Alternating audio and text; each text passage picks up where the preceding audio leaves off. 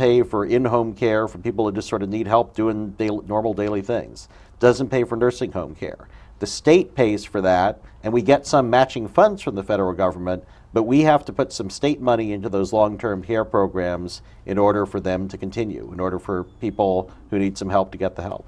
And that's why this measure is so crucial for a whole range of people who are citizens, that is the elderly as well as young students going to school. Absolutely. It's the youngest people and the oldest people who have the most at stake, and of course the people in between. I mean, there's people who still have kids in school and have parents who need help, and if these measures are defeated, they're really going to be in trouble. They'll be wondering, okay, my kid's school isn't open all the time, and my parents lost the in-home care they have. So what time? I mean, when am I going to find time between working and taking care of the kids and taking care of my parents? Yeah, and the other thing about it, the third component is our safety officer, our police.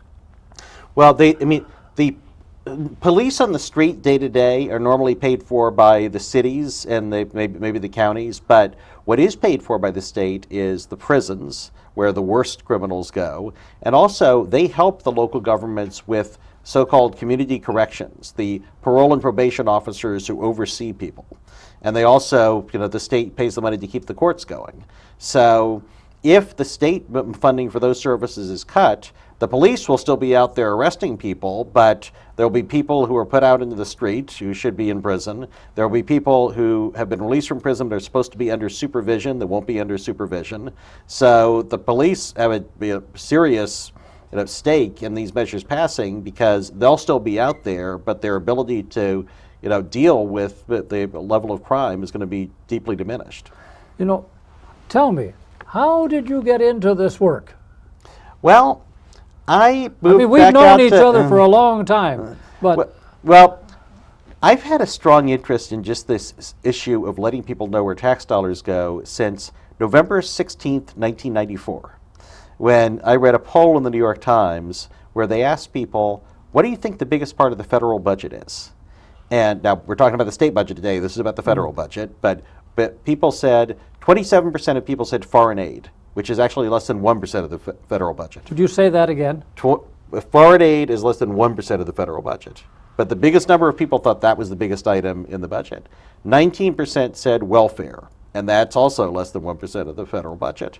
And only 15% knew that the biggest part of the federal budget is Social Security, which in fact it was. Yes. So since then, I've had a strong interest in this issue of simply letting people know where the money goes. I've seen polls at the state level that shows that at the state level, too, we haven't done a good job of letting people know.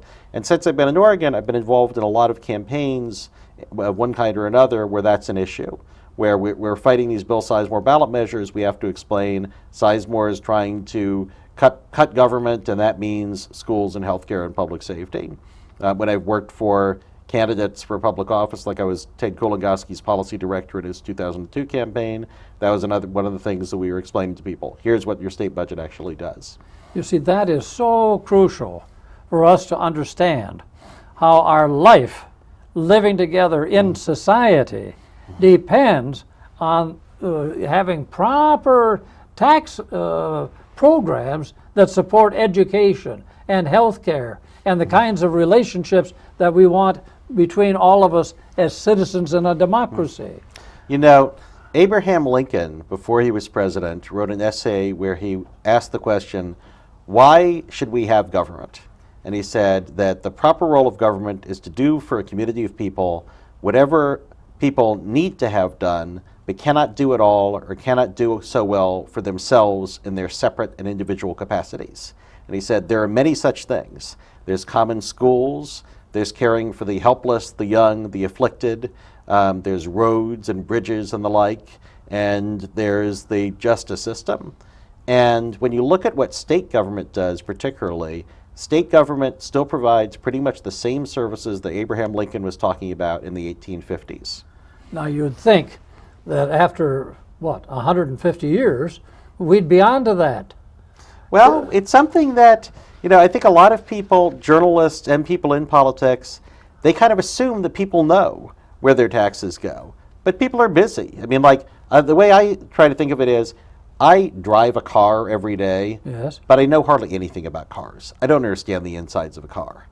And there's people, there's mechanics, that's their job. They understand the insides of a car.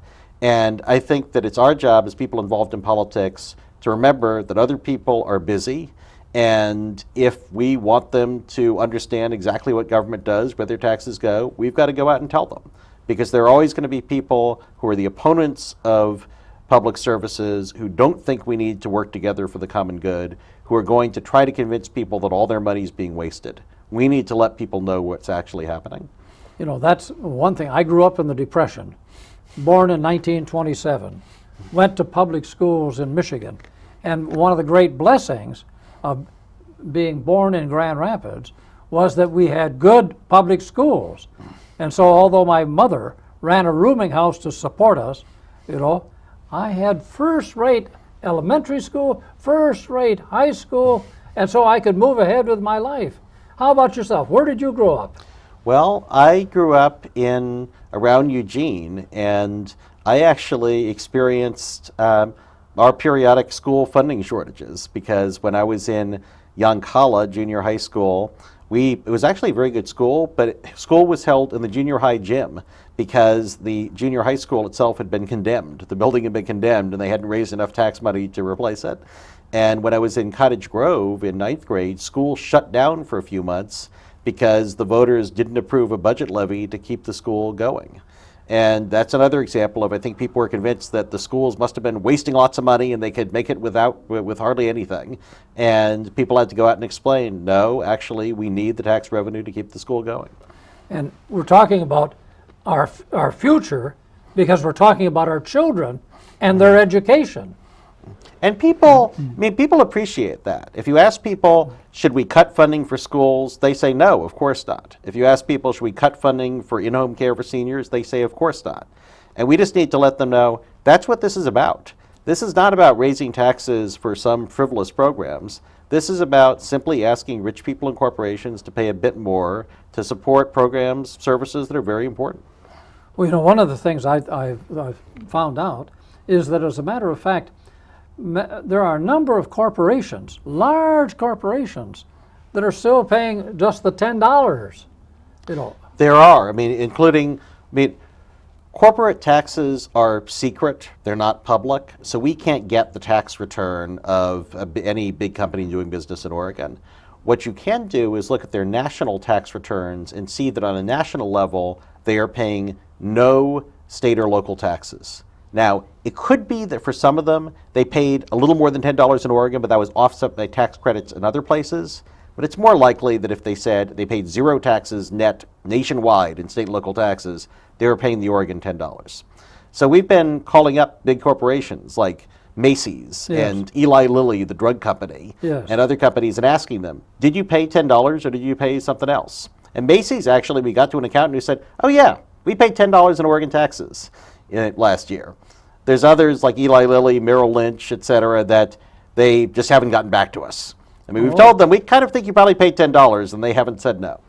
See, that's a disgrace.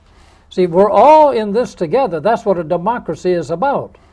For the well-being of all the people in all the different ways in which our lives are affected by education, by health care, by public safety. And for, during the Depression and for about 30 years afterwards, I think everybody sort of understood that.